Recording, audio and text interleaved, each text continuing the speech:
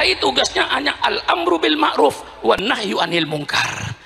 Maka kalau ada, maaf pemerintah, maaf Pak Menteri, maaf Pak Wali Kota, maaf Pak Bupati, kalau dia kiai berbeda dengan pemerintah, itu kiai yang bagus, kiai yang peduli dengan negaranya, tidak mau kiai membiarkan negara ini hancur, tidak mau kiai membiarkan negara dalam kedoliman. Kiai tegur, kiai yang negor ini kiai yang baik, yang cinta negara, cinta bangsa. Kalau ada kiai berbeda, jangan ditangkap, jangan dipenjara. Kalau ada kiai berbeda, undang ke kantor kabupaten. Syukron Makmun berbeda dengan Bupati Lumajang. Bukan musuh saya ini, saya cinta sama bupati, supaya bupatinya tidak tergelincir. Undang saya ke kabupaten. Ini namanya demokrasi. Ngopi bersama dengan bupati, betul apa tidak? Kalau perlu dengan mie goreng, betul atau tidak? Mari bicara apa maunya Pak Sukron. Oh begini Pak Bupati Lumajang, begini Pak Bupati Pasuruan, sesuai dengan Al-Quran dan Sunnah Nabi begini. Kan enak toh. Jangan dimusuhi, lalu dianggap lawan. Ulama ini yang mendirikan republik ini. Kalau tidak ada ulama, tidak ada NKRI. Saya tegas, persilakan yang mau nuntut. Tidak ada ulama, tidak ada NKRI. Saya berikan fakta, karena yang sekarang jadi pemimpin ini orang yang tidak baca sejarah barangkali. Ya, Al-Mukarram Kiai Stakuf itu yang akrab dengan saya dulu kakeknya. Kiai Bisri Mustafa yang akrab dengan saya kemana-mana.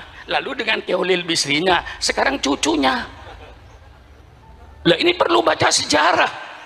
Ketika Indonesia mau proklamasi, Bung Karno bikin 60 panitia, gagal. Akhirnya bikin 9 panitia. Terdiri pada Bung Karno, Bung Hatta, Maramis dari Katolik, Abi Kusno, Wahid Hasyim, dan termasuk beberapa ulama-ulama lainnya mendapatkan rumusan. Apa rumusnya? Negara Republik Indonesia berdasarkan ketuhanan dengan kewajiban menjalankan syariat Islam bagi pemeluk-pemeluknya. Di luar Islam tidak usah menjalankan syariat Islam bagi. Ini yang disebut Piagam Jakarta. Dengan mendapatkan satu format yang jelas, negara Republik Indonesia berdasarkan ketuhanan dengan kewajiban menjalankan syariat Islam bagi pemeluknya. Maka Bung Karno diminta untuk segera proklamasi tanggal 17 Agustus jam 10 pagi. Proklamasi, kami bangsa Indonesia dengan ini menyatakan kemerdekaan Indonesia. Hal-hal yang mengenai pembinaan kekuasaan dan lain-lain akan dilaksanakan dengan cara saksama dalam tempo yang sesingkat-singkatnya. Masa kiai sudah apa? Kiai sudah berproklamasi begini kok masih dicurigai? Radikal. Apa-apaan itu? Nggak ada itu. Kiai radikal tidak ada. Kalau kiai amar ma'ruf nahi mungkar kiai ada. Betul kan? Kita ini cuma menawarkan konsep. Kita ingin melaksanakan peradaban Islam yang berdasarkan Quran dan hadis. Ini yang kita inginkan. Karena banyak peradaban yang berdasarkan hawa nafsu, seperti night club, dansa, joget, telanjang. Itu peradaban, tapi dasarnya nafsu. Kami ingin bentuk suatu peradaban, suatu bangsa berperadaban yang berdasarkan Quran dan Sunnah Nabi. Ini kami mau tonjolkan. Walladzi arsala rasulahu bil huda wa dinil haq liyudhhirahu 'alad dini kullih. Dialah Allah yang mengutus utusannya dengan petunjuk dan agama yang benar. Untuk apa itu, Kiai?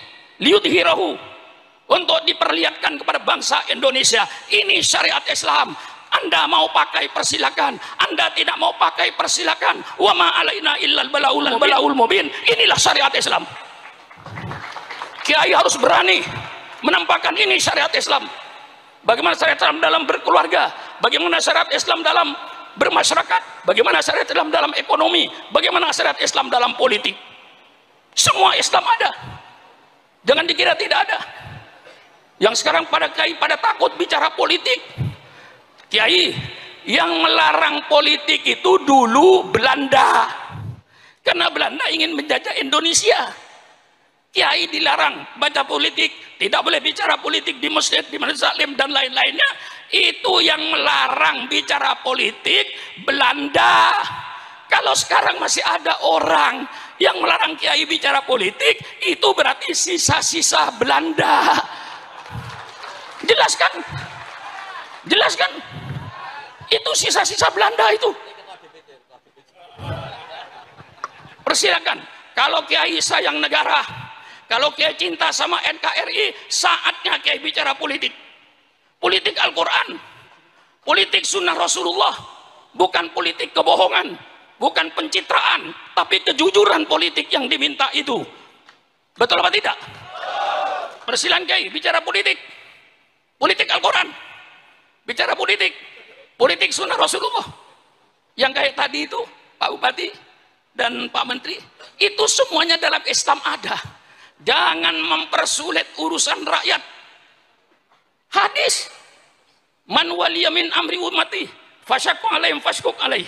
Barang siapa yang memegang pimpinan urusan umatku, dia mempersulit urusan umatku, maka dia nanti akan dipersulit oleh Allah di padang mahsyar. Maka ketua RT, ketua RW, lurah, camat, bupati, wali kota, gubernur, presiden, menteri, jangan mempersulit urusan rakyat.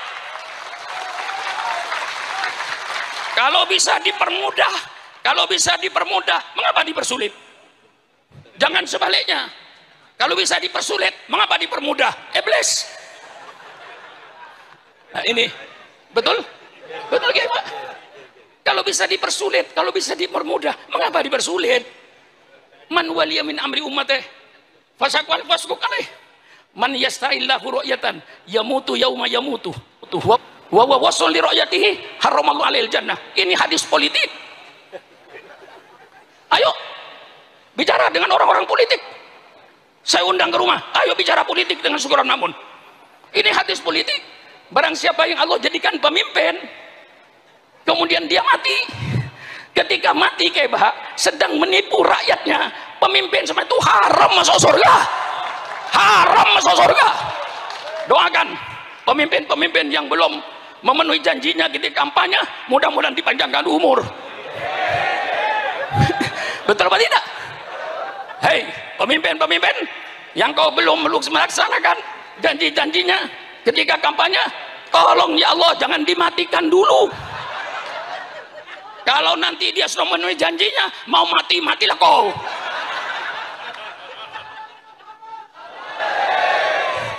Kurang apa saya ini? 83 tahun. Nggak pantas saya bicara begini nih. Bukan waktunya sudah. Giliran Kebaha ini. Nih. Dulu ayah beliau yang akrab dengan saya. Namanya Kiai Nur Salim kan. Itu paling akrab dengan saya. Di pesantren hampir tiap tahun saya ke situ. Sekarang putranya. Giliran sampian sekarang itu. Ini cucunya Mbah Hamid, bilang jadi wali. Lah iya, saya sudah nggak pantas sudah. Tapi karena saya katakan, hai bangsa Indonesia, jangan kau bangunkan macan tidur. Saya sudah tidur.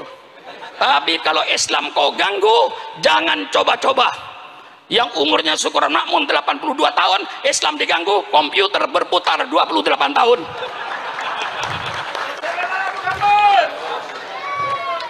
Betul? Betul. Lah kalau saudara ingin tahu, pemerintah terus terang aja, Syukuran Makmun, ketua RT, ketua RW, lurah, camat, sampai bupati, sampai presiden, semua yang ada ini tidak ikut berjasa dalam NKRI itu. Yang berjasa dalam NKRI itu siapa? Yang di kuburan itu. Kita cuma pandai makan jasa. Bapak Haji saya pandai makan jasa.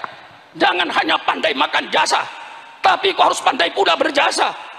Orang yang hanya pandai makan jasa tapi tidak mau berjasa, itulah orang-orang yang hanya pandai berjoget di atas kuburan orang lain.